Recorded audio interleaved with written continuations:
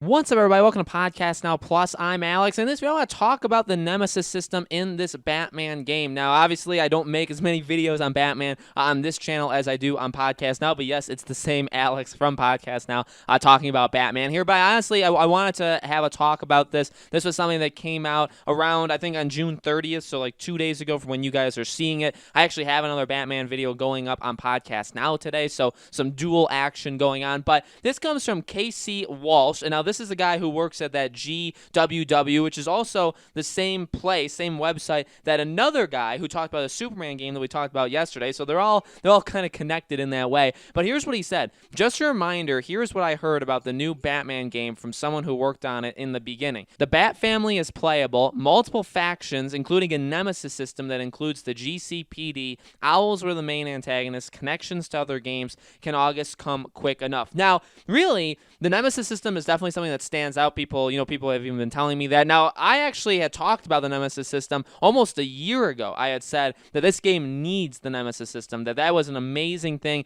that these Middle-earth games do. I think it's an amazing idea, and that it needs to be implemented in other just games in general, other Warner Bros. Games for sure, but just really, I think the idea that there are these characters, these villains that have some sort of structure, and they can move up, and they can move down, and they can be eliminated and replaced, and all this different stuff, that is really, and they remember you, right? They tell stories, all these things, very, very cool. So I absolutely want that as part of the Batman game. I talked about that, I believe even last July or August was a time that I talked about that. So to see that it'll have that, more just fuel to the fire, right? It's something that I think would work really, really well to have, different thugs of different groups like Penguin and Two-Face and Joker, whatever you want to do, to have these thugs being able to remember you and moving up the ranks and change how they look and change how difficult they'll be, and maybe you arrest them or you put them into some sort of jail and they can maybe break out again, right? The idea of that I think firstly that extends the life of a game, that makes a game, I think, longer, and it can last a little bit longer,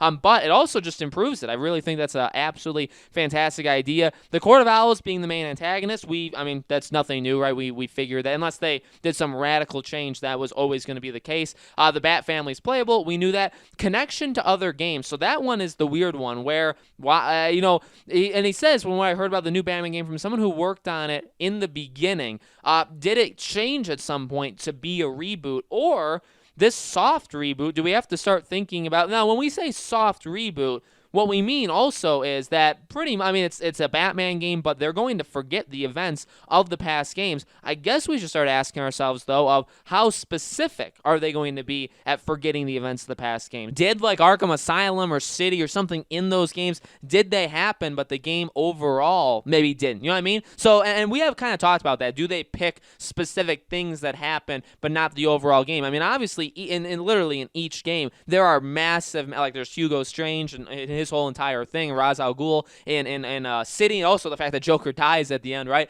But even Asylum had a lot of stuff. Knight obviously did stuff with Jason Todd, and obviously Arkham Knight and all that stuff. So they each did something, and obviously those are just kind of small examples. They did things with villains, they did things with heroes, even like Barbara Gordon. So, like, do they pick very small parts of that and say, okay, well, we're gonna keep that, we'll pretend like that happened, but you know what, this rest of it, like Joker didn't do the Titan stuff, and he didn't become that, and he didn't obviously develop some sort of like very bad sickness because of it, right? Like we're gonna forget that part happened. So that's new. That's definitely I guess we have talked about in the past. Do they pick specific things? The more that we went on, though, the more I started to personally just believe in my own head that, you know what, they maybe will drop that altogether, where soft reboot just becomes, okay, it's just a reboot, right? We're just gonna forget the other games happen, and we're just gonna play this game, right? So very, very interesting for sure. Nemesis system is definitely the thing that stands out, because that really, in my opinion, it really can make this game a fantastic thing. It could fit into a Suicide, we talked about the Suicide Squad game